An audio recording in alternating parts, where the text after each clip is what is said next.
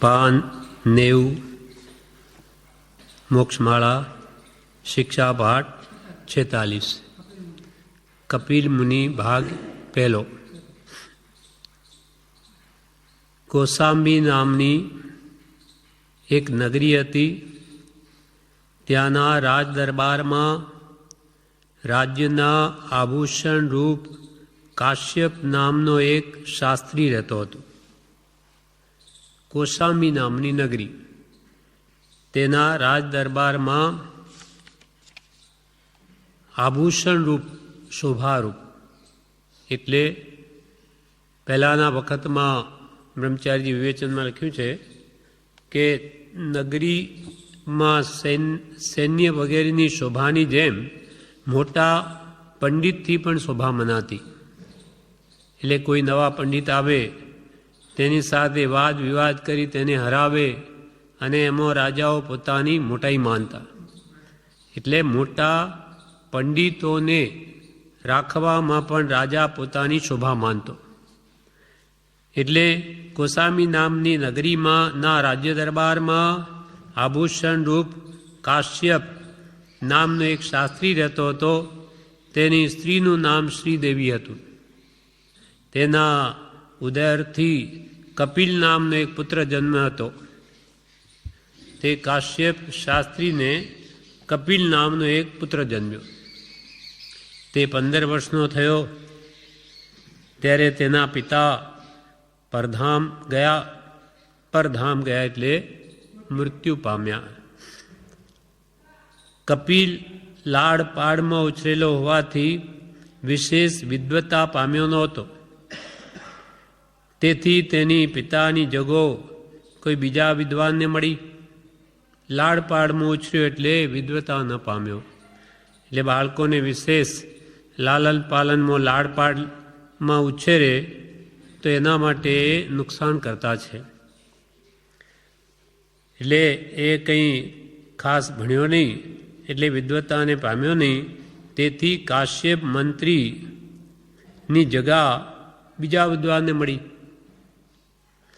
काश्यप शास्त्री जे पूंजी कमाई गया हता ते कमावामां आसक्त एवा कपिले खाईने पूरी करी। पिता जे कमावीने गया, पुत्र कमावे नहीं, बैठा खाधुं एटले बधुं पूरुं थई गयुं। समय आवीए हवे श्रीदेवी एक दिवस घरना बारणामां ऊभी हती। त्यां 2-4 नौकरो सहित पोताना पतिनी शास्त्रीय पदवी पामेलो विद्वान जतो तेना जोवामां आव्यो। पोताना पतिना स्थाने हवे जे बीजो शास्त्री आव्यो ते तेना 2-4 नौकरो सहित ते जोता आ काश्यप मंत्रीनी श्रीदेवी जोयुं कि आ ठेकाणे मारो पति आम जतो हतो तो आजे मारो पुत्र केवो निकळ्यो। एटले 2-4 नौकरो सहित पोताना पतिनी शास्त्रीय पदवी पामेलो विद्वान तेना जोवामां आव्यो। घणा मानथी जता शास्त्रीने जोईने श्रीदेवीने पोतानी पूर्वनी स्थितिनुं स्मरण थई आव्युं। ज्यारे मारा पति आ पदवी पर हता त्यारे हूँ केवुं सुख भोगवती हती। ए मारुं सुख तो गयुं, परंतु मारो पुत्र पण पूरुं भण्योय नहीं।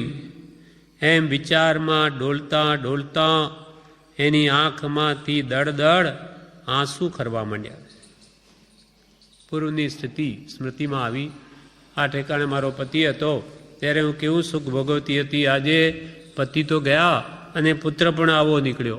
ए कई भण्यो नहीं एटले कई सारी पदवी तो शुं पण कमाई नथी शकतो। एटले एनी आँखमांथी आंसू दड़ पड़वा लाग्या। एवामां फरतो फरतो कपिल त्यां आवी पहोंच्यो अने श्रीदेवी पोतानी माता ने रड़ती जोई तेनुं कारण पूछ्युं। कपिलना बहु आग्रहथी तेनी माता श्रीदेवीए जे हतुं ते कई बताव्युं। पछी कपिल बोल्यो, जो माँ हूँ बुद्धिशाળી छूँ, परंतु मारी बुद्धिनो उपयोग जोईए तेवो थई शक्यो नथी। एटले विद्या वगर हूँ ए पदवी पाम्यो नहीं। આ મારામાં બુદ્ધિ તો છે, પણ મને એવો કોઈ અવકાશ જ નથી મળ્યો કે જેથી એ બુદ્ધિને ખીલવી શકું. તેથી હું એવી પિતાની પદવીને પામી ન શક્યો. માતાને કહ્યું, પુત્ર કપિલે, જો માં, હું બુદ્ધિશાળી છું, પરંતુ મારી બુદ્ધિનો ઉપયોગ જોઈએ તેવો થઈ શક્યો નથી. એટલે વિદ્યા વગર હું એ પદવીને પામ્યો નહીં. તું કહે ત્યાં જઈને હવે હું મારાથી બનતી વિદ્યા સાધી કરું. હવે પણ તું કહે ત્યાં હું જઈને પણ વિદ્યા મેળવું, આજે પણ. ત્યારે શ્રીદેવીએ માતાએ ખેદ સાથે કહ્યું, એ તારાથી બની શકે નહીં. નહીં તો આર્યાવર્તની મર્યાદા પર આવેલી શ્રાવસ્તી નગરીમાં ઇન્દ્રદત્ત નામનો તારા પિતાનો મિત્ર રહે છે. તે અનેક વિદ્યાર્થીઓને વિદ્યાદાન દે છે. જો તારાથી ત્યાં જવાય તો ધારેલી સિદ્ધિ થાય ખરી. કે હવે તારાથી તો બની શકશે નહીં. માતા કેમ લાગ્યું માતાને, પણ તું જો જઈ શકતો હોય તો આર્યાવર્તની મર્યાદા પર આવેલી શ્રાવસ્તી નામની નગરી છે, ત્યાં ઇન્દ્રદત્ત નામનો તારા પિતાનો મિત્ર છે, અને એ તું ત્યાં જાય તો તને પણ ભણાવે. એ અનેક વિદ્યાર્થીઓને હમણાં પણ વિદ્યાદાન આપે છે. જો તારાથી ત્યાં જવાય તો ધારેલી સિદ્ધિ થાય ખરી. એક બે દિવસ રોકાઈ સજ્જ થઈ અસ્તુ કહી કપિલજી પંથે પડ્યા. એટલે જરૂર વિદ્યા લેવા કપિલજી ઉપડ્યા. પિતાની ઈચ્છા હતી એટલે. અવધ વીતતા કપિલ સાવસ્તીએ શાસ્ત્રીજીને ઘેર આવી પહોંચ્યા. અવધી વીતતા તે ઠેઠ પેલા સાવસ્તી નગરીમાં રહેલા ઇન્દ્રદત્ત શાસ્ત્રીજીને તે ઘરે પહોંચી ગયો. કપિલ પ્રણામ કરીને પોતાનો ઇતિહાસ કહી બતાવ્યો કે હવે હું ભણ્યો નહીં અને મારા પિતા ગુજરી ગયા છે. બધી વાત એણે કરી. ત્યારે શાસ્ત્રીજીએ મિત્રપુત્રને વિદ્યાદાન દેવાને માટે બહુ આનંદ દેખાડ્યો કે સારું, તું અહીં આવ્યો, હું તને જરૂર વિદ્યા ભણાવીશ. તારા પિતા તો મારા મિત્ર હતા, એટલે એને સારો ભાવ દેખાડ્યો. પણ કપિલ આગળ કંઈ પૂંજી નહોતી કે તેમાંથી ખાય અને અભ્યાસ કરી શકે. પૈસા તો હતા નહીં. એ તો બધું પિતાનું કમાયેલું બધું ખાઈને પૂરું કરેલું. એટલે કંઈ પાસે પૈસા નહીં કે જેથી ખાય અને અભ્યાસ પણ કરે. એથી કરીને તેણે નગરમાં યાચવા જવું પડતું. પહેલાંના જમાનામાં જોયું હશે તમે પણ, ગામડાઓમાં તો પેલા બ્રાહ્મણો ઘર ઘર ફરે એટલે મુઠ્ઠી લોટ બધા આપે. હા, ભણાવે, લોટ માંગે, બધે ઘેર ઘેર જાય, લોટ મુઠ્ઠી લોટ આપે એટલે એનું ગુજરાન ચાલે. હા, આજથી 40-50 વર્ષ પહેલાં તો એવું જ હતું. હા, એવું હતું, આપણે જોયેલું છે નાનપણ. હા, એટલે એને પછી શું કર્યું, હવે પૈસા નથી એટલે ખાય શું, એટલે રોજ સવારમાં એને બધાના ઘરે જવું પડે ભિક્ષા માંગવા, લોટ લેવા. એટલે લાવે, પછી લોટ બાંધે, રોટલી કરે, ખાય અને પછી પાછો ભણવા જાય. એટલે ઘણો સમય તો આ માંગવામાં અને રસોઈ કરવામાં જ પૂરો થઈ જતો હતો. પણ કપિલ આગળ પૂંજી નહીં હોવાથી તેમાંથી ખાય અને અભ્યાસ કરી શકે. એથી કરીને તેને નગરમાં યાચવા જવું પડતું હતું. યાચતા યાચતા બપોર થઈ જતા હતા. બપોર આવી જતી, બપોર પડી જતી. પછી રસોઈ કરે અને જમે ત્યાં સાંજનો થોડો ભાગ રહેતો હતો. એટલે કંઈ અભ્યાસ કરી શકતો નહોતો. પંડિતે તેનું કારણ પૂછ્યું ત્યારે કપિલે તે કહી બતાવ્યું કે ભાઈ તું ભણતો કેમ નથી? મને મેં શું કરું, મને ગુરુજી મને સમય જ નથી મળતો. આ પ્રમાણે માંગી લાવું, રસોઈ કરું, વાસણ ઘસું, બધા મૂકી અને ખાવું પીવું, આમાં જ મારે સાંજ પડી જાય. એટલે પંડિતે તેનું કારણ પૂછ્યું એટલે કપિલે તે કહી બતાવ્યું. પંડિત તેને ગ્રસ્ત પાસે તેડી ગયા કે હવે એનો કંઈ નિકાલ કરીએ, કોઈ દાન વીર એવા ગ્રસ્ત કોઈ એને આટલું કરી આપે તો એ સુખે ભણી શકે. એટલે એ શાસ્ત્રીજી એને ગ્રસ્ત પાસે તેડી ગયા અને હંમેશા ભોજન મળે એવી ગોઠવણ એક વિધવા બ્રાહ્મણીને ત્યાં તે ગ્રસ્તે કપિલની અનુકંપા ખાતર કરી દીધી, જેથી કપિલને તે એક ચિંતા ઓછી થઈ. હવે બ્રાહ્મણી એક વિધવા બ્રાહ્મણી હતી, તેને ત્યાં એ ગોઠવણ કરી, એને કે હંમેશા ભોજન મળે અને એનો સમય બચે. ત્યાં પેલા ગ્રસ્તે એક વિધવા બ્રાહ્મણીને ત્યાં કપિલની અનુકંપા આવવાથી તેને ગોઠવણ કરી દીધી. એટલે વિધવા બાઈ એને રોજ રસોઈ કરી આપે અને કપિલ ત્યાં જમે છે. એટલે એને હવે રોજે માંગવા જવાની કે રોટલા બનાવવાની ચિંતા ઓછી થઈ. શિક્ષાપાઠ 47 કપિલ મુનિ ભાગ 2. હવે શું થયું? એ નાની ચિંતા ઓછી થઈ, ત્યાં બીજી મોટી જંજાળ ઊભી થઈ. ખાવા પીવાની ચિંતા તો મટી, ત્યાં હવે બીજી જંજાળ ઊભી થઈ. ભદ્રી કપિલ હવે યુવાન થયો હતો અને જેને ત્યાં તે જમવા જતો હતો તે વિધવા બાઈ પણ યુવાન હતી. તેની સાથે તેના ઘરમાં બીજું કોઈ માણસ નહોતું. હંમેશનો પરસ્પરનો વાતચીતનો સંબંધ વધ્યો, વધીને હાસ્ય વિનોદ રૂપે થયો. એમ કરતાં કરતાં બંનેને પ્રીતિ બંધાઈ. કપિલ તેનાથી લુબ્ધાયો. એકાંત બહુ અનિષ્ટ ચીજ છે. કૃપાલદેવ પણ આ કથાથી આપણને ઉપદેશ આપવા માંગે છે કે આ જીવ આમ માને કે બધી આ મારે સગવડ થઈ ગઈ, પણ બીજી બાજુ કેટલું દુઃખ ઊભું થતું હોય એને ભાન નથી. હવે જાણે ખાવા પીવાની તો ચિંતા મટી, પણ અહીંયા મોહ વધ્યો. સંસારની જંજાળ માની બેઠો કપિલ, કેમ કે યુવાન હતો અને જ્યાં એને જમવા માટે સગવડ કરી એ વિધવા બાઈ પણ યુવાન હતી. એટલે પરસ્પર વાતચીત રોજે ઘરમાં એકલા, બીજું કોઈ છે નહીં, અને પ્રસંગ વધ્યો, હાસ્ય વિનોદ રૂપે થયો અને બંનેને પ્રીતિ બંધાઈ, પરસ્પર પ્રેમ થઈ ગયો. અને કપિલ ભોળિયો ભદ્રિક હતો એટલે એનાથી લુબ્ધાઈ ગયો. હવે ભણવા તો ગયો તો વિદ્યા, હવે પડી ગયો મોહમાં. એક કનકરું કામિની દો, મોટી તરવાર ઉઠ્યો થો જીન, ભજન કું બીચ મેં લિયો માર. તેમાં ગયો તો ભણવા અને પડી ગયો મોહમાં. એકાંત બહુ અનિશ્ચિત છે. એટલે કૃપાલદેવે કહ્યું છે, પોતાની માતા હોય, બહેન હોય, તેની સાથે પણ એકાંતમાં રહેવું નહીં. મહાનીતિમાં કહ્યું છે. કેમ કે એકાંત એ બહુ અનિશ્ચિત છે.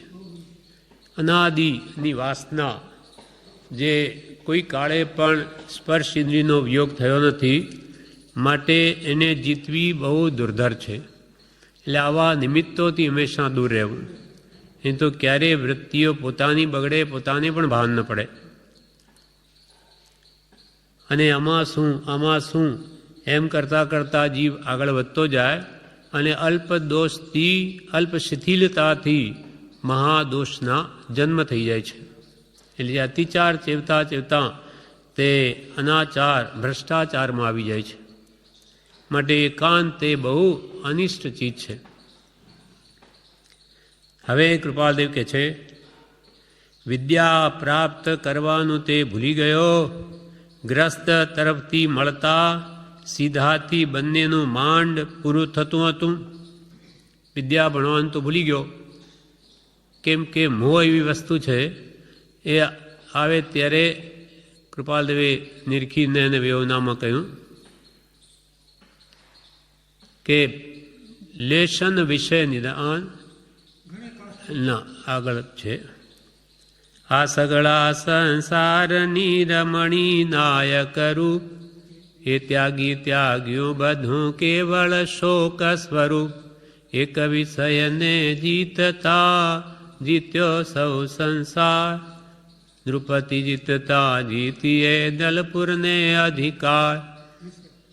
વિષય રૂપ અંકુરથી ટળે જ્ઞાન ને ધ્યાન, લેશ મદિરા પાનથી છાકે જમ અજ્ઞાન. વિષય રૂપ અંકુર, એક અંશમાં અંકુર કેવું ફૂટે ઝાડનું આપણને દેખાય નહીં જેવું, પણ એમાંથી આખો પીપળનું કે વડનું મોટું ઝાડ થઈ શકે.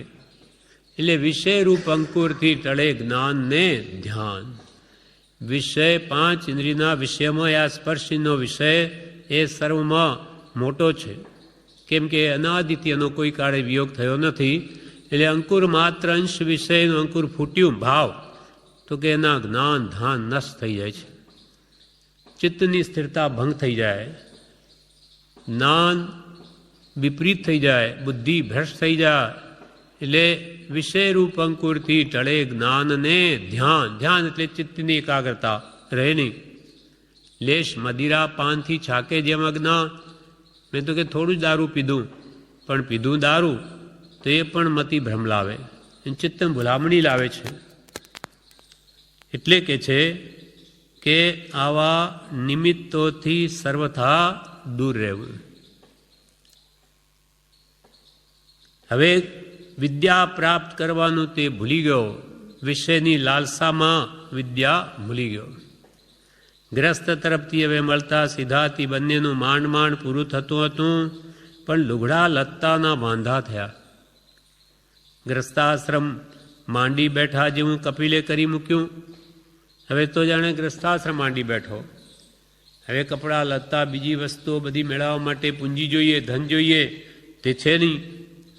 એટલે ગમે તેવો છતાં હળુકર્મી જીવ હોવાથી સંસારની વિશે લોતાળની તેને માહિતી પણ નહોતી. એ કપિલ બિચારો ભદ્રિક જીવ હતો, આમ પાછો હળુકર્મી છે, તદભવ મોક્ષગામી છે. એટલે કપાલ કે હળુકર્મી જીવ છે, પણ એવો એનો કર્મનો ઉદય કે આવા નિમિત્તમાં ફસાઈ ગયો, અને આપણે પણ હોઈએ તોય ફસાઈ જઈએ. એટલે આવા નિમિત્તોથી દૂર રહેવા માટે આપણને આ શિક્ષા આપે છે કપિલના નામે. એટલે ગમે તેવો છતાં હલુકર્મી જીવ હોવાથી સંસારની વિશે લોતાળ, લોતાળ એટલે જંજાળ, એ વિશે કે ભાઈ આવા મોંમાં પડવાથી કેટલી જંજાળ વધશે, ઉપાધિ વધશે, એને કંઈ ખબર નથી. એટલે સંસારની વિશે લોતાળની તેને માહિતી પણ નહોતી. એથી પૈસા કેમ પેદા કરવા તે બિચારો તે જાણતો પણ નહોતો. તે તો ભણ્યો નથી, બ્રાહ્મણ પુત્ર છે, એટલે પૈસા કે વૈશ્ય પુત્ર નથી, વાણી વણિકનો. એટલે બ્રાહ્મણનો પુત્ર એને પૈસા કેમ પેદા કરવા એ પણ બિચારો તે જાણતો નહોતો. અને ચંચળ સ્ત્રીએ તેને રસ્તો બતાવ્યો કે મૂંઝાવામાં કંઈ વળવાનું નથી. તમે કે આ પૈસા અંતે મૂંઝવણ કરો એથી કંઈ કાર્યસિદ્ધિ નહીં થાય. મૂંઝાવામાં કંઈ વળવાનું નથી, પરંતુ ઉપાયથી સિદ્ધિ છે. સ્ત્રીએ કહ્યું વિધવા બ્રાહ્મણીએ કે ભાઈ એનો કંઈ ઉપાય કરો તો સિદ્ધિ થાય. તો શું ઉપાય કરું? ત્યારે વિધવા બ્રાહ્મણીએ કહ્યું કે આ ગામના રાજાનો એવો નિયમ છે કે સવારમાં પહેલો જઈ જે બ્રાહ્મણ આશીર્વાદ આપે તેને તે 2 માસા સોનું આપે છે. પહેલો આશીર્વાદ જે બ્રાહ્મણ આપે તેને અહીંયાનો રાજા 2 માસા સોનું આપે. ત્યાં જો જઈ શકો અને પ્રથમ આશીર્વાદ આપી શકો તો તે 2 માસા સોનું મળે. તો આપણને સોનું મળે 2 માસા. તમે જો જઈ શકો સૌથી પહેલાં સવારમાં મને આશીર્વાદ આપી શકો તો 2 માસા સોનું મળે. કપિલે એ વાતની હા કહી. તો કેમ કરું? 8 દિવસ સુધી આટા ખાધા, પણ વખત વીત્યા પછી જાય એટલે કંઈ વળે નહીં. રોજ જાય, પણ તેટલામાં તો કોઈ બીજો પહોંચી જઈને એને આશીર્વાદ આપી દો એટલે બધા આટા એના ફોગડ જાય. આમ 8 વાર આટા મારે, 8 દિવસ, કંઈ મેળ બેઠો નહીં. એટલે પછી એણે શું વિચાર કર્યો તેથી તેણે એક દિવસ એવો નિશ્ચય કર્યો કે જો હું ચોકમાં સૂં તો ચીવટ રાખીને ઉઠાશે. રોજ મોડું થઈ જાય, આજે ચોકમાં સૂં એટલે પછી એકદમ જલ્દી ઉઠાશે અને પહેલાજીને આશીર્વાદ આપી દઉં એટલે મને 2 માસા સોનું મળી જાય. એટલે તે ચોકમાં સૂતો. મધરાત ભાગતા ચંદ્રનો ઉદય થયો. અડધી રાત ગઈ કે ચંદ્રમાનો ઉદય થયો. જેમ શુક્લ પક્ષમાં કૃષ્ણ પક્ષમાં પેલું અંધારું થઈ ગયું, ધીમે ધીમે પછી સૂર્ય ઉદય થાય.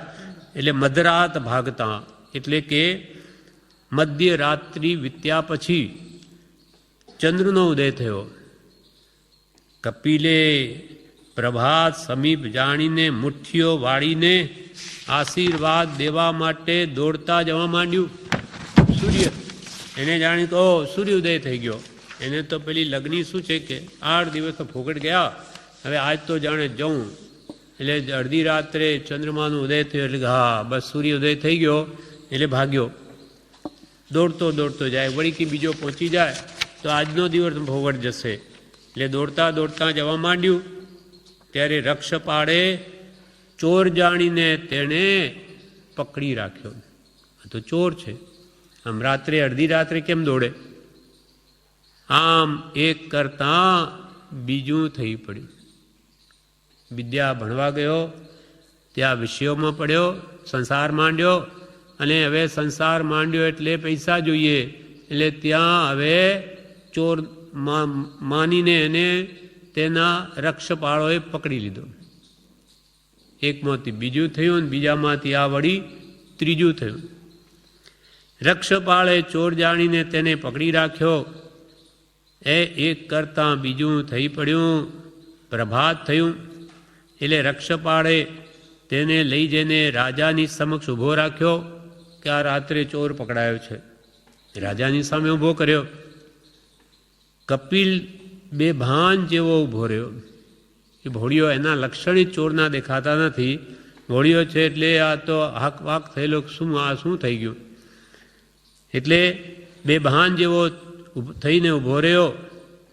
રાજાને તેના ચોરના લક્ષણ ભાસ્યા નહીં. આનું મોડું જોતા કંઈ ચોર જેવો નથી લાગતો. એથી તેને સઘળું વૃત્તાંત પૂછ્યું. ત્યારે તેણે બધી પોતાની વાત કરી કે ભાઈ આ પ્રમાણે 8 દિવસથી આટા ખાઉં છું. આજે ચોકમાં સૂતો અને મધરાતે ઉદય થયો સૂર્યનો એટલે હું તો દોડ્યો અને મને તો ખબર નહીં, ચંદ્રમા તો બહુ મોડો ઉગ્યો. અરે સૂર્ય તો મોડો ઉગ્યો અને હું તો ચંદ્રમાને સૂર્ય માનીને દોડ્યો. એટલે ચંદ્રના પ્રકાશને સૂર્ય સમાન ગણનારની ભદ્રિકતા પર રાજાને દયા આવી કે આ કેટલો ભોળિયો છે. ચંદ્રમા ઉગ્યો છે ને એને સૂર્યનો ઉદય માની લીધો. એટલે એની એવી ભદ્રિકતા ઉપર રાજાને દયા આવી. તેની દરિદ્રતા ટાળવા રાજાની ઈચ્છા થઈ કે એનું દુઃખ દૂર કરું. એની ભદ્રિકતાને લઈને દયા આવી તો એને દરિદ્રતા એટલે ગરીબાઈ ટાળવા રાજાની ઈચ્છા થઈ. એથી કપિલને કહ્યું આશીર્વાદને માટે થઈ તારે જો એટલી તરખડ થઈ પડી છે તો હવે તારી ઈચ્છા પૂરતું તું માગી લે, હું તને આપીશ. કે એક આશીર્વાદ મને આપવા માટે તારે એટલા બધા આંટા પડ્યા છતો પણ કાર્યસિદ્ધિ નહીં થઈ અને તું ચોરની જેમ પકડાઈ ગયો. એવી તરખડ થઈ પડી એટલે કે એવી ખટપટ તારા જીવનનો તરખડ એટલે ખટપટ આવી પડી તો હવે તારી ઈચ્છા પૂરતી તું માગી લે. જા, તારે શું જોઈએ છે માગી લે, હું તને આપીશ, એમ રાજાએ કહ્યું. કપિલ થોડી વાર મૂળ જેવો રહ્યો. એને શું માગવું એને ખબર નહીં. એકદમ એક તો ભયભીત થયેલો, પહેલાં પકડાઈ ગયેલો, હમણાં વળી રાજાએ એમ કહ્યું કે માગ, તો શું માગવું તે પણ એને ખ્યાલ આવ્યો નહીં. કપિલ થોડી વાર મૂળ જેવો થઈ રહ્યો. એથી રાજાએ કહ્યું કેમ વિપ્ર કંઈ માગતા નથી? વિપ્ર એટલે બ્રાહ્મણ. કેમ વિપ્ર કંઈ માગતા નથી? કપિલે ઉત્તર આપ્યો મારું મન હજુ સ્થિર થયું નથી એટલે શું માગવું તે સૂચતું નથી. ચોરની જેમ પકડાયો. આ હમણાં જ આપે મતલબ એને મને છૂટો કર્યો, એટલે હજુ મારું મન સ્થિર થયું નથી, એટલે શું માગવું તે પણ મને સૂચતું નથી. રાજાએ સામેના બાગમાં જઈ ત્યાં બેસીને સ્વસ્થતાપૂર્વક વિચાર કરી કપિલને માગવાનું કહ્યું. કંઈ નહીં, તને હજુ ચિત્ત સ્થિર નથી થયું તો સામે બગીચો છે, ત્યાં જઈને શાંતિથી બેસ અને સ્વસ્થતાપૂર્વક જ્યારે તારું ચિત્ત સ્થિર થાય ત્યારે બરોબર વિચાર કરીને પછી જે માગવાનું હોય તે માગજે. રાજાએ સામેના બાગમાં જઈ ત્યાં બેસીને સ્વસ્થતાપૂર્વક વિચાર કરી કપિલને માગવાનું કહ્યું. એટલે કપિલ તે બાગમાં જઈને વિચાર કરવા બેઠો. એ શાંતિથી બગીચામાં જઈને વિચાર કરવા બેઠો.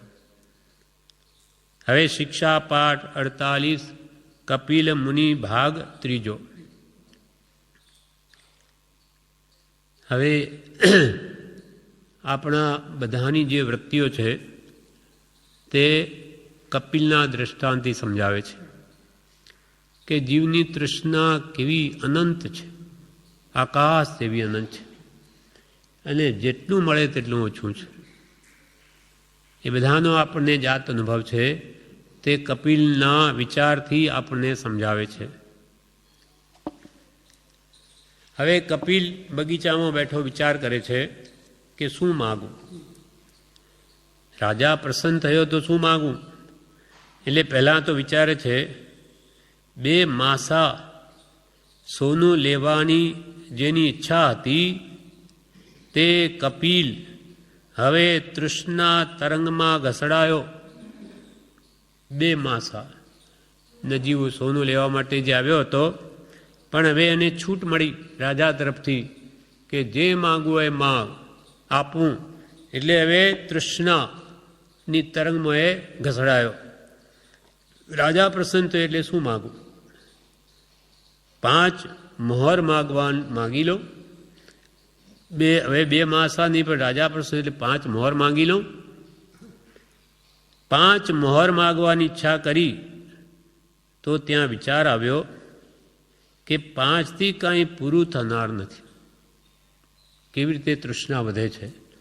આવ્યો તો 2 માસા. હવે તો કે આ તો કે વધારે પૈસા મળી શકે એમ છે, અને રાજા પ્રસન્ન થઈને આપે એવો છે, તો કે 5 મોહર માગી લો.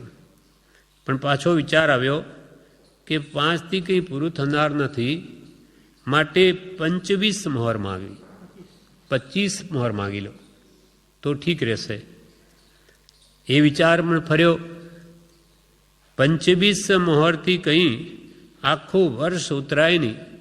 આખું વર્ષ 5 મોહર 25 મોહરથી શું થશે? એટલે એમ કરીએ આપણે 100 મોહર માગી લો. 100 હોય તો ઠીક થાય, આખું વર્ષ નિરાતે પછી ફિકર નહીં.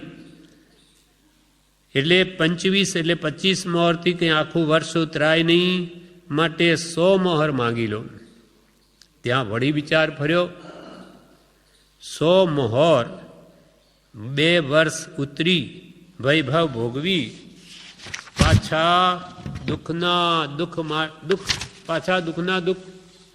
માનો કે આ 100 મોહર માગું તો કદાચ 2 વર્ષ નીકળી જાય, પણ પાછા ત્યાર પછી પાછા હતા તેવાના તેવા પાછા પૂંજી વગરના થઈ જઈએ.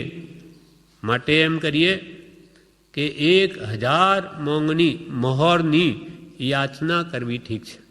રાજા પ્રસન્ન થયો છે, મળે છે બધું, એટલે એમ કરો આપણે 1000 મોહર માગી લો. આ બધી આપણી તૃષ્ણાની વાત છે.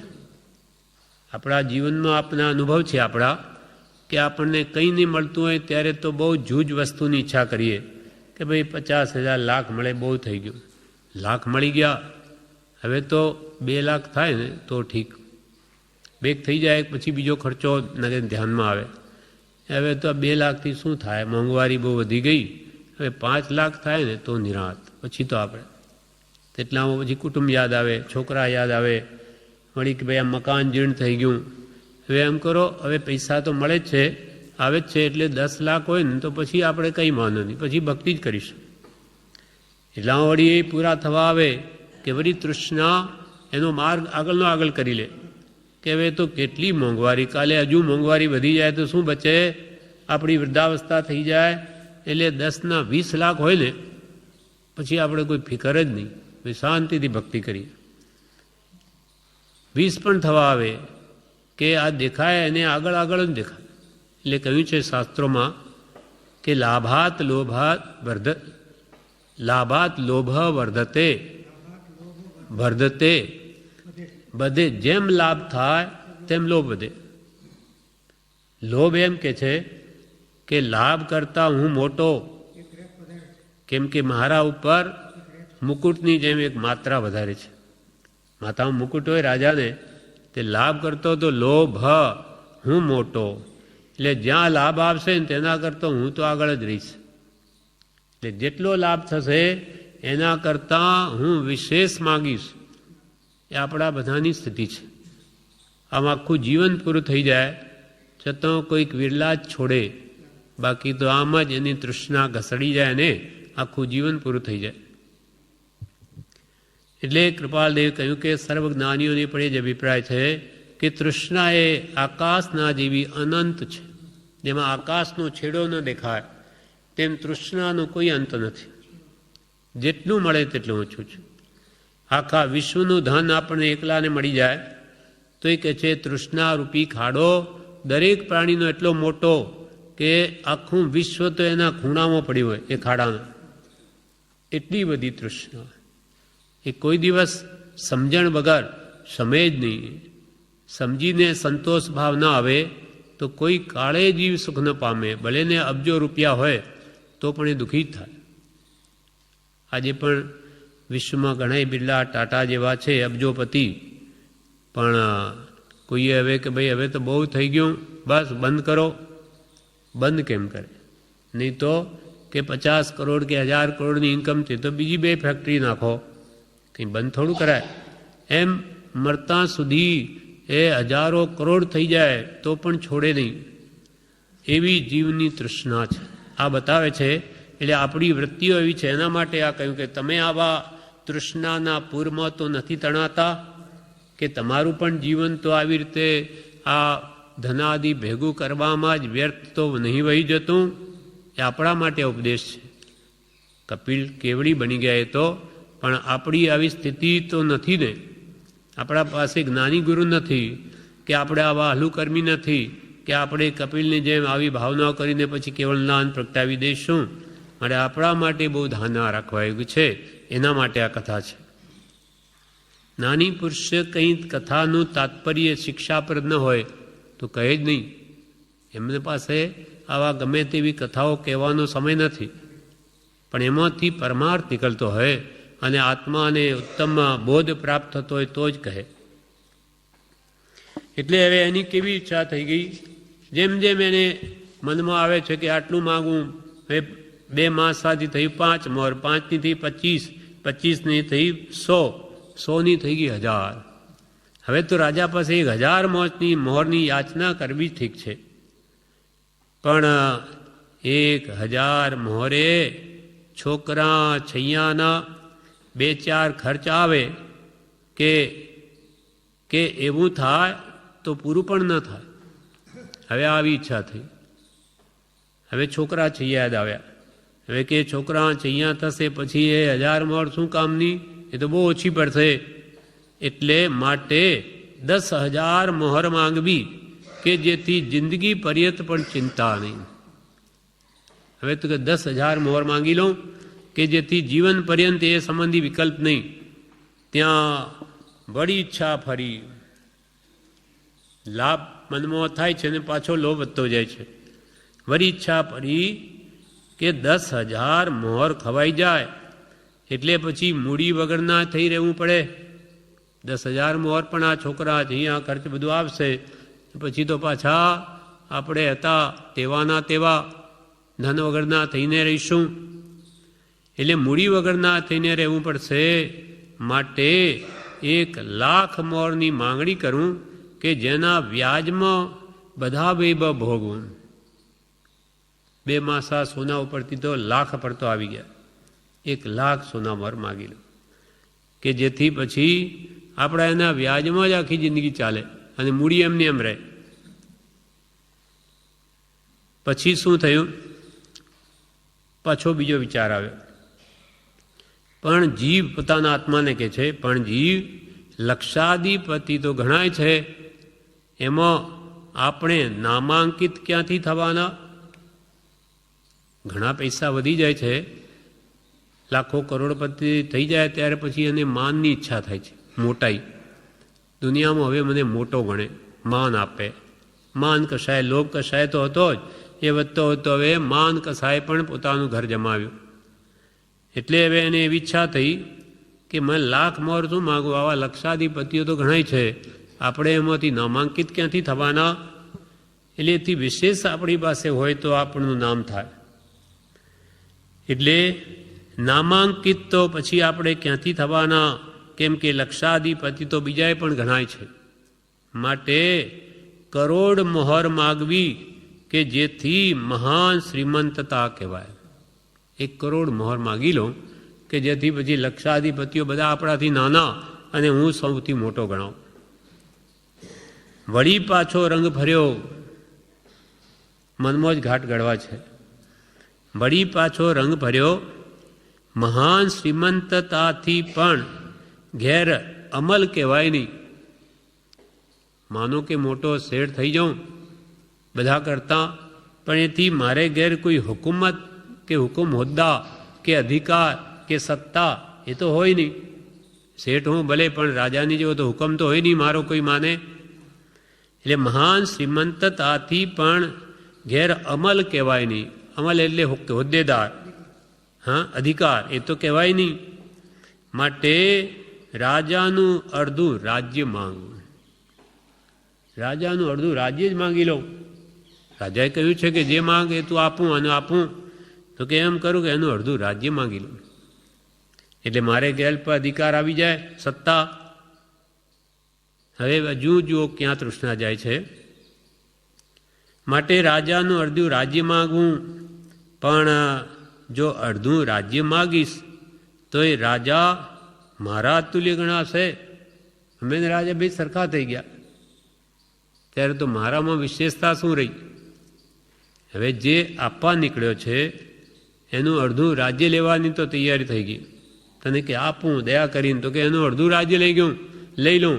પાછો વિચાર આવ્યો કે અડધું રાજ્ય લઉં તો મારો ને જે મને આપનાર છે દાતા, રાજા બે સરખા થઈ ગયા, એનાથી હું મોટો તો ગણાવું નહીં. માન કશા કૃપાલ કે માન ન હોત તો અહીં જ મોક્ષ હોત. પ્રભુ શ્રી કે માને બહુ ભૂંડું કર્યું છે, મારી નાખ્યો છે. માનની પાછળ માણસ આમ 1 પૈસો જૂઠ બોલીને કે ગમે તેમ કરીને ભેગું કરે, અને જ્યાં માન મોટાઈની વાત આવે ત્યાં લાખો ખર્ચી નાખે. માનની મીઠાશ છે આ. અને મનુષ્યોમાં મુખ્યત્વે માન વધારે છે. દેવોમાં લોભ વધારે, તિર્યંચમાં માયા વધારે, અને નર્કમાં ક્રોધ ભાવ વધારે છે મુખ્યત્વે. એટલે મનુષ્યમાં માન વધારે છે. એટલે રાજાનું અડધું રાજ્ય માંગવું. પણ જો અડધું રાજ્ય માંગીશ તો એ રાજા મારા તુલ્ય ગણાશે, અને હું એનો યાચક પણ ગણાઈશ. આ તો રાજા, અને અડધું રાજ્ય પણ હું તો એની પાસે માંગવાવાળો ગણાઈશ. એટલે જાણે કે રાજા પાસે એણે માંગ્યું અને રાજાએ પોતાનું અડધું રાજ્ય આપ્યું, એટલે હું તો એનો યાચક ગણાઈશ. આ મારા દાતા ગણાશે. રાજાએ મને આપ્યું અને મેં લીધું, એટલે રાજા મોટો ગણાયો. ભલે મેં અડધા થયા, અડધું રાજ્ય એની પાસે રહ્યું, અડધું મારી પાસે રહ્યું. અને કોઈ પૂછે કે એને રાજ્ય કેમ આવ્યું, તો કે આ રાજાએ જ અડધું આપ્યું. એટલે રાજા તો થયા દાતા, અને હું થયો યાચક. હું રાજાનો યાચક. ક્યાં સુધી ધૃષ્ટતા માણસમાં આવી જાય. જે આપવા બેઠો છે એને એનો ઉપકાર તો સાંભળતો નથી, પણ આ લોભ કેવો છે કે આ મને દાતા અને હું એનો યાચક. નહીં, હું કેમ યાચક થઈને રહું? આ મન કેવું ભ્રષ્ટ વિચાર લાવે છે. આ રાજા, જો રાજા મારા તુલ્ય ગણાશે અને વળી હું એનો યાચક પણ ગણાઈશ. માટે માગવું તો આખું રાજ્ય જ માગવું. આપવા બેઠો છે એનું બધું જ મને મળી, બસ આપી દો. કેવી ભયંકરતા, કૃતજ્ઞતા કહેવાય, હલકી વૃત્તિ કહેવાય કે જે આપવા બેઠો છે દયા લાવીને એનું કે બધું તમારું મને આપી દો. આ લોભ જે પાપ છે, લોભ પાપનો બાપ છે, એટલે એવી વૃત્તિ ઊભી થાય છે. આ લોભ કસાય થાય છે અને કસાય એ જ મોટો વેરી છે. આ અંતરંગ શત્રુ છે આપણો. પણ આપણને આ ધ્યાનમાં લાવવા માટે કે આ બધાના હૃદયમાં બેઠેલો છે અને એના પ્રમાણે જો તમે ચાલશો તો તમને સીધા નરકમાં જ લઈ જશે આ કસાય ભાવો. જોકે એ રાજ્ય માનો કે આ તો માગી લે ને રાજા જબાનથી બંધાયેલા આપી દે, પણ એ શું રાજ્ય ભોગવી શકે? એ તો પાછી લડાઈ કરીને બીજે દાડે એનું જીતી લે. એ રાજા જ જીતી લે કે એના હાથમાં શું રહે? એ તો બ્રાહ્મણ છે જાતનો. રાજ્ય તો ક્ષત્રિયો ચલાવી શકે. આ તો એક સમજવા માટે અહીંયા આપણે બીજું સમજવું છે કે એની વૃત્તિઓ ક્યાં પહોંચી ગઈ. એને ભાન નથી આવતું કે હું કંઈ રાજ્ય ચલાવી શકું, આ કંઈ મારું કામ છે? હું તો વિદ્યા ભણવાવાળો બ્રાહ્મણ, આ મહારાથી નહીં ચલાવી શકે. પણ પેલો લોભ કસાય એને આગળ વધારતો જ જાય છે. અને અહીંયા સુધી વધાર્યો બસ હવે તો આખું રાજ્ય જ એનું લઈ લો. માટે માગવું તો આખું રાજ્ય માગવું એમ એ તૃષ્ણામાં ડૂબ્યો, પરંતુ તુચ્છ સંસારી એટલે પાછો વળ્યો. આ તો હળું કર્મી જીવ છે એટલે પાછો વળ્યો, બીજા ન વળે. એટલે શું થાય? માનો આવું માગે તો રાજા રાજ્ય તો આપી દે, અને રહે નહીં.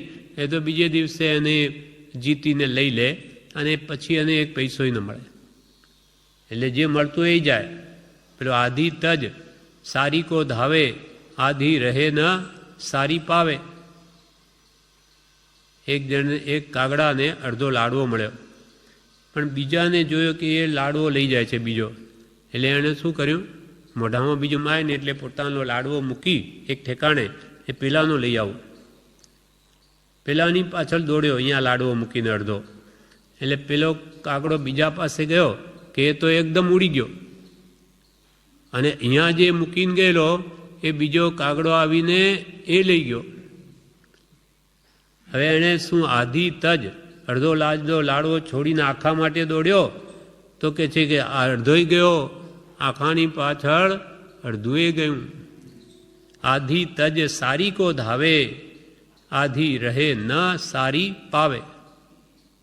શુભમ ચક્રવર્તીએ શું કર્યું? 6 ખંડનું આધિપત્ય એને ઓછું પડ્યું. 6 ખંડનું રાજ્ય, 32,000 મુકટબંધી માંડલિક રાજાઓ જેના સેવક હોય, હજારો રાજાઓનો અધિપતિ, છતાં એને ઓછું લાગ્યું કે આ દુનિયામાં બધા 6 ખંડો જીતે, હું તો 12 જીતું. એટલે નામાંકિત થાઉં વિશ્વમાં એવો એક શુભમ નામનો ચક્રવર્તી થયેલો કે એને તો 12 ખંડ સાધેલા. કેટલો લોભ વધ્યો! તેથી ચર્મરત્ન મૂક્યું, કરોડો સૈનિક હોય બધા એના પર આવ્યા, પણ આવું કોઈ કાળે બન્યું નથી, બને નહીં, બનશે નહીં. એટલે એક જ કોઈને કોઈ નિમિત્ત બને એટલે 1000 દેવતા હોય જેના ચર્મરત્ન રક્ષક. એ ચર્મરત્ન ઉપાડે કોણ? એટલા બધા કરોડો માણસો વગેરે. એક દેવતાને એવો વિચાર થયો કે મારી આ દેવીને તો મળી આવું, કોણ જાણે ક્યારે આમાંથી છુટકારો થશે. એવો બીજા વિચાર આવ્યો, ત્રીજાને આવ્યો. એમ એક કરતાં 1000 ચાલ્યા ગયા અને ચર્મરત્ન બુડ્યું. અને શુભમ ચક્રવર્તી 12 ખંડ જીતવા જતાં 6 ખંડ પણ હાથમાંથી ગયા અને મરીને ક્યાં ગયો? 7મી નરકે. આ વિશેષ પરિગ્રહ મેળવવાનું આ ફળ છે, તૃષ્ણાનું આ પરિણામ છે. કૃપાલદેવે કહ્યું છે, જન્મ મરણ કોના છે? જે તૃષ્ણા રાખે છે તેના જન્મ મરણ છે. એટલે જેટલી તૃષ્ણા વધારે તેટલા જન્મ મરણ પણ વધારે છે.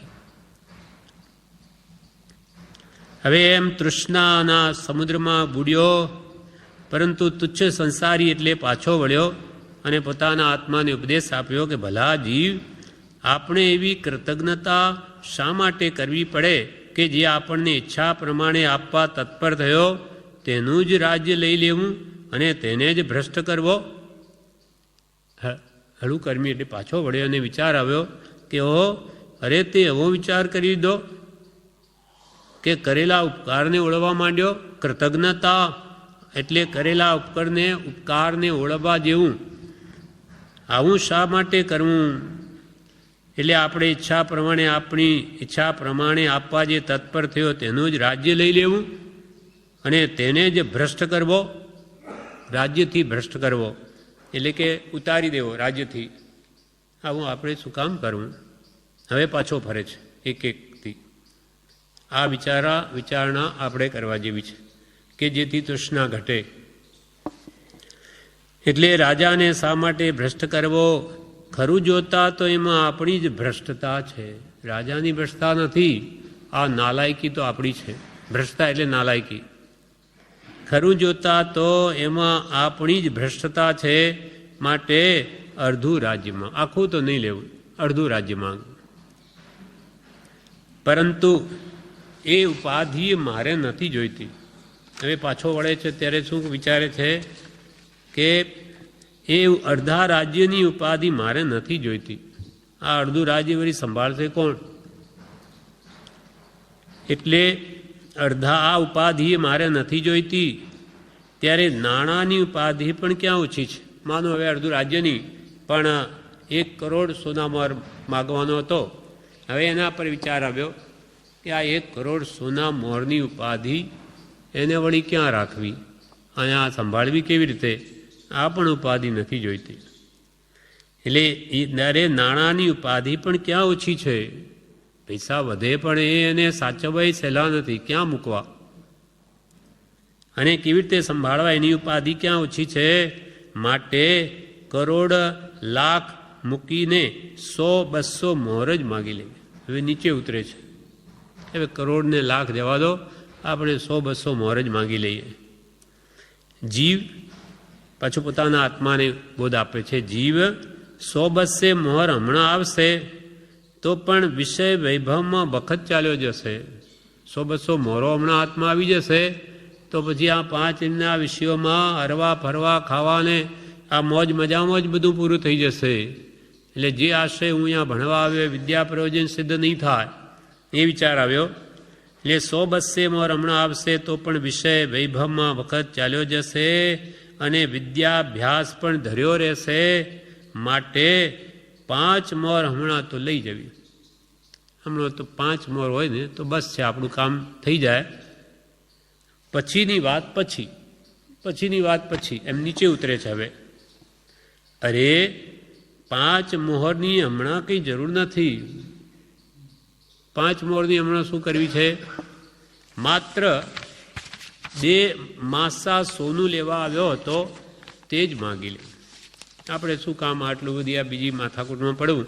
2 માસા સોનું લેવા આવે એટલું માગી લે તો બસ. આ તો હવે કે છે બસ આવ્યો 2 માસા સોનું લેવા આવ્યો તો તે જ માગી લેવું. આ તો જીવ બહુ થઈ. હવે ભાન આવ્યું પાછું કે મેં આ શું કર્યું? 2 માસાથી ક્યાં આખું રાજ્ય લેવા સુધી પહોંચી ગયો. અરે જીવ તે તો ઘણી કરી. એટલે કે તૃષ્ણાના પૂરમાં તું તણાઈ ગયો. તૃષ્ણા સમુદ્રમાં તે બહુ ગળકા ખાધા. તૃષ્ણારૂપી સમુદ્ર એમાં હું ડૂબી ગયેલો. ગળકા ખાવા એટલે માણસ સમુદ્રમાં ડૂબે એટલે એને પાણીમાં ડૂબેલો માણસ એના મોઢામાં પાણી પેસે. હા, ત્યારે એ ગળકા ખાય અથવા ડચક થાય. એ પાણી અંદર પછી મરી જાય. એટલે કે તે આવા તૃષ્ણારૂપી સમુદ્રમાં આવા ગળકા ખાધા કે ક્યાંનો ક્યાં પહોંચી ગયો. એમ પોતાના આત્માને શિક્ષા આપી. અરે તું તૃષ્ણાની સમુદ્રમાં બહુ તણાયો. તૃષ્ણાના પૂરમાં તણાયો રે વિશ્વંભરવાલા. ભટકીને આવ્યો શરણે રે સદગુરુજી મારા. તૃષ્ણાના પૂરમાં તણાયો રે વિશ્વંભરવાલા. એમાં આ વાત કરી કે તૃષ્ણારૂપી પૂર આવ્યું. એમ પાણીનું પૂર કેમ આવે નદીમાં? માણસને ઘસડીને લઈ જાય, એને નહીં જવું હોય તો લઈ જાય. તેમ આવા આ તૃષ્ણાનું પૂર આવ્યું પાછળથી કે એમાં હું તો તણાઈ ગયો. હવે ભાન આવ્યું. તૃષ્ણાના સમુદ્રમાં હે જીવ તે બહુ ગળકા ખાધા, આખું રાજ્ય માગતા પણ તૃષા તો છીપતી જ નહોતી. આખું રાજ્ય માગ્યું છતાં પણ કે મનમાં તો સંતોષ ન થયો. માત્ર સંતોષ અને વિવેકથી તે ઘટાડી તો ઘટી, સંતોષ ભાવ લાવી, હિતનું ભાન આવ્યું અને કે ભાઈ આપણે એવું પાપ શું કામ કરવું, જે આપવા બેઠો એનું જ બધું લઈ લેવું. આમ વિવેકથી એ તૃષ્ણાને ઘટાડી તો ઘટી, સંતોષ ભાવ લાવ્યો. તો એ રાજા જો ચક્રવર્તી હોત તો પછી હું એથી વિશેષ શું માગી શકત? એ રાજા જો ચક્રવર્તી હોત શું માગત એની પાસેથી? અને વિશેષ જ્યાં સુધી ન મળત ત્યાં સુધી મારી તૃષ્ણા સમાત પણ નહીં. ચક્રવર્તી હોય એટલું પણ માગું તોય મારી તૃષ્ણા તો સમાત નહીં, જેમ શુભમની નહીં સમાય તેમ. જ્યાં સુધી તૃષ્ણા સમાત નહીં ત્યાં સુધી હું સુખી પણ ન હોત. એક ઈચ્છા વસ્તુ મેળવવાની થાય એ મળે નહીં ત્યાં સુધી તો અશાંતિ રહ્યા કરે, અને આ તૃષ્ણા મારી જો નહીં સમીતે હું તો દુઃખી થાત. અને વિશેષ જ્યાં સુધી ન મળે ત્યાં સુધી મારી તૃષ્ણા સમાત પણ નહીં, અને જ્યાં સુધી તૃષ્ણા સમાત નહીં ત્યાં સુધી હું સુખી પણ ન હોત. ત્યાં સુધી સુખ પણ ક્યાંથી? અંદરમાં તો બળતરા છે મેળવવાની. એટલેથી મારી તૃષ્ણા ટળી નહીં તો પછી 2 માસાથી કરીને ક્યાંથી ટળે? આટલું બધું માંગવાની ઈચ્છા થઈ તોય તૃપ્તિ તો થઈ નહીં. આ તો પાછો વળ્યો એટલે, નહીં તો હજુ આગળ જ માંગ્યા કરતો હતો. હવે જ આટલા આખા રાજ્યથી પણ મેળવવાની તૃષ્ણાથી મારી ઈચ્છા તો સંતોષાઈ નહીં તો પછી 2 માસાથી ક્યાંથી ઈચ્છા સંતોષવાની? એનો આત્મા સવડીએ આવ્યો અને તે બોલ્યો, હવે મારે 2 માસાનું પણ કંઈ કામ નથી. હવે મારે 2 માસા પણ નહીં જોઈએ. 2 માસાથી વધીને કેટલે સુધી પહોંચ્યો? સુખ તો સંતોષમાં જ છે. સુખ તો સંતોષમાં જ છે. સંતોષી નર સદા સુખી, તૃષ્ણાવાળો નર નિત્ય ભિખારી.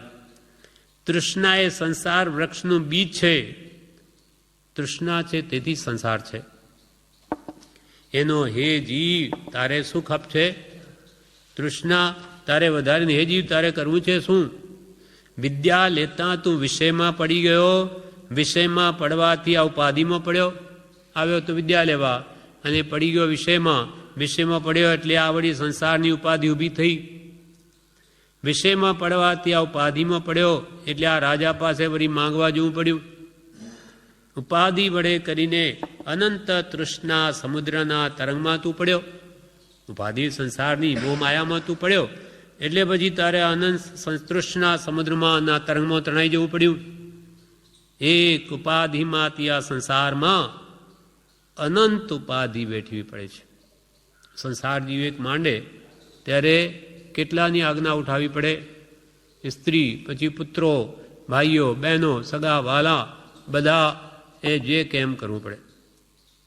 ત્યાં પછી પોતાનો જ હુકમ ચાલે નહીં, અને નહીં તો બાદશાહ જેવો ફરે એકલો, કોઈને હોય તો. પણ એક સંસાર માંડ્યો એટલે એને કેટલાય કાનૂન લાગુ પડે, એટલે કેટલી ઉપાધિઓ આવી પડે. એક ઉપાધિમાંથી આ સંસારમાં એમ અનંત ઉપાધિ વેઠવી પડે છે. આથી એનો ત્યાગ કરવો ઉચિત છે. માટે આ સંસારનો જ ત્યાગ કરવો ઉચિત છે એમ એના મનમાં બેસી ગયો. સત્ય સંતોષ જેવું નિરુપાધિ સુખ એકે નથી. સત્ય સંતોષ એટલે બ્રહ્મચારીજી અર્થ કર્યો છે વિવેચનમાં, એટલે સમકિત સહિત લોભનો અભાવ. એટલે એને સાચી તત્વની શ્રદ્ધા થઈ છે. હવે સમ્યક બુદ્ધિ થઈ ગઈ એટલે સત્ય સંતોષ આવ્યો. સમ્યક દર્શન સહિત એના લોભનો અભાવ થયો, સાચી સમજણપૂર્વકનો. સત્ય સંતોષ જેવું નિરુપાધિ સુખ એકે નથી એમ વિચારતા વિચારતા તૃષ્ણા સમાવાથી તે કપિલના અનેક આવરણ ક્ષય થયા, અનેક આવરણ ખસી ગયા. એટલે માણસ મારે આય નહીં જોઈએ, આય નહીં જોઈએ એમ કરતાં કરતાં જે આવા વિચારો કરે તો એના બળવાન કર્મોની નિર્જરા થાય છે. પણ સમજણપૂર્વકની વિચારણા હોવી જોઈએ.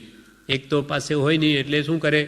એક મળતું હોય છતાં લાત મારે નહીં જોઈએ, તે જ નિર્જરા કરી શકે. સત્ય સંતોષ જેવું નિરુપાધિ સુખ એકે નથી એમ વિચારતા વિચારતા એની તૃષ્ણા સમાવવાથી તે કપિલના અનેક આવરણ ક્ષય થયા. તેનું અંતઃકરણ પ્રફુલ્લિત અને બહુ વિવેકશીલ થયું.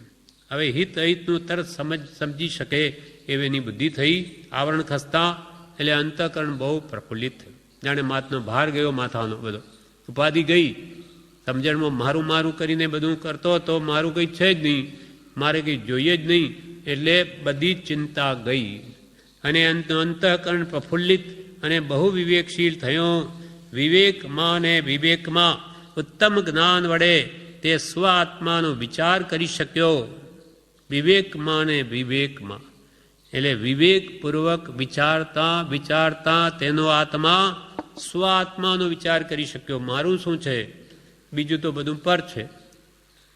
અપૂર્વ શ્રેણીએ ચઢી તે કેવળ જ્ઞાનને પામ્યો કહેવાય છે. અપૂર્વ શ્રેણી એટલે ક્ષપક શ્રેણી, જે પૂર્વે કોઈ વખતે આવી નથી, એટલે કે એવા ભાવોની શ્રેણી કોઈ દિવસ આવી નથી. એવી અપૂર્વકરણમાં આવી, એવી અપૂર્વ ભાવના જન્મી કે તે કપિલ કેવડી બની ગયા. એટલે કે પ્રભુ ભોળાભાળાનું કામ છે. ડાયા ડાપણ કરનારા રહી જશે. એટલે ક્ષોભસમ હોય તો જ્ઞાન થાય એવું કંઈ નથી. શ્રદ્ધા જોઈએ, વિશ્વાસ જોઈએ, પકડ જોઈએ. વાત પકડમાં લઈ લે એનું કામ થઈ જાય. અપૂર્વ શ્રેણીએ ચડી તે કેવલનાને પામ્યો કહેવાય છે. હવે એના પરથી કૃપાલદેવ ઉપદેશ આપે. તૃષ્ણા કેવી કનિષ્ઠ વસ્તુ છે. આ તૃષ્ણા ઈચ્છા, તૃષ્ણા એટલે ઈચ્છા, આશા પર વસ્તુની. એ તૃષ્ણા કેવી કનિષ્ઠ વસ્તુ છે. જ્ઞાનીઓ એમ કહે છે કે તૃષ્ણા આકાશના જેવી અનંત છે. આકાશનો અંત નહીં તેમ તૃષ્ણાનો પણ અંત નહીં. નિરંતરે નવયૌવના રહે છે. તૃષ્ણા ન જીર્ણા વયમેવ જીર્ણા. અમારી તૃષ્ણા જીર્ણ નહીં થઈ. અમારી આ વય ઉંમર પતી ગઈ, અમારું શરીર જીર્ણ થઈ ગયું, એટલે કે અમે ગઢા થઈ ગયા, છતાં અમારી તૃષ્ણા તો નવજવાન જ છે. એ તો યુવાન જ છે. નિરંતર તે નવયૌવન રહે છે. કંઈક ચાહના જેટલું મળ્યું, કંઈક ઈચ્છા કરી તેટલું મળ્યું એટલે ચાહનાને વધારી દે છે. જે ધારેલું મળી ગયું કે તરત જ એની ઈચ્છા આગળ વધી જાય છે. કંઈક ચાહના જેટલું મળ્યું એટલે ચાહનાને વધારી દે છે. સંતોષ એ જ કલ્પવૃક્ષ છે અને એ જ માત્ર મનોવાંછિતતા પૂર્ણ કરે છે. સંતોષ એ જ કલ્પવૃક્ષ છે. એનાથી મુક્તિ પણ મળે. કલ્પવૃક્ષ તો મોક્ષ ના આપે, પણ આ સંતોષ જો વિવેકપૂર્વકનો હોય, સમકીત સહિતનો હોય તો એને મોક્ષ આપે. એ તો કલ્પવૃક્ષ સમાન છે અને એ જ માત્ર મનોવાંછિતતા પૂર્ણ કરે છે. મનની ઈચ્છાઓ જો મુક્તિ જોઈતી હોય તો પણ એ સંતોષ ભાવ એને આપે છે. અને તૃષ્ણા જેટલી વધારે તેટલો સંસાર વધે છે. એટલે જન્મમરણ કોના કે જે તૃષ્ણા રાખે છે તેના જન્મમરણ છે. માટે આપણને આ કથાથી પરમ કૃપાલદેવે ઉપદેશ આપ્યો કે તૃષ્ણાથી હંમેશા પ્રાણી દુઃખી જ રહે છે. ગમે એટલા પૈસા વધે તો પણ સુખ ના આવે, પણ સંતોષ ભાવ જ્યારે આવશે ત્યારે જ સુખી થશે, ત્યારે જ શાંતિ મળશે. અને હજુ આટલાથી નહીં, આ કથા કહીને એના પછીનો જે પાઠ છે એ પણ તૃષ્ણાની વિચિત્રતા એ નામનો 49મો પાઠ છે. એમાં પણ પેલા વૃદ્ધની તૃષ્ણાનું વિવરણ આપ્યું છે, જે આપણે યથાવસર લઈશું.